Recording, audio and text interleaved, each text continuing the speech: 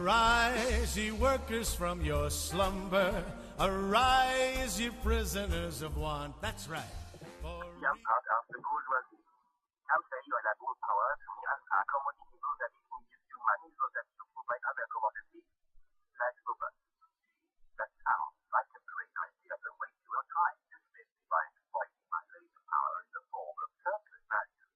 According to the Marxists, extraction of the labor theory of value, labor makes all the wealth in society. Therefore, all of the wealth in society should go to labor.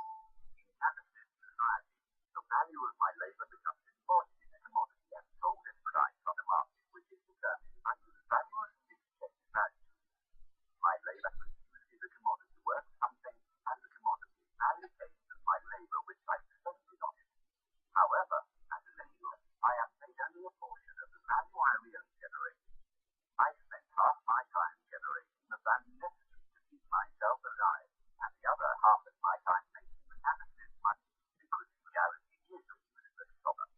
So on. You have your stuff, my son. I may do that. And what's your point? It's quite possible that if you remember asking what I am happiest at SDT is simply true that an ounce of gold after these words much more than the labor of one worker in India. Even though say that workers in India have a special day. They are Adam Adam, they are the best others.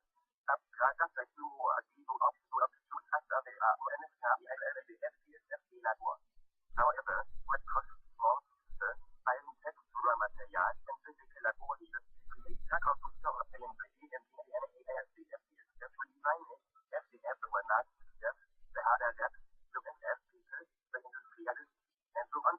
You can go and see you that Microsoft pays much more to still employ ideal people than that on materials and labor.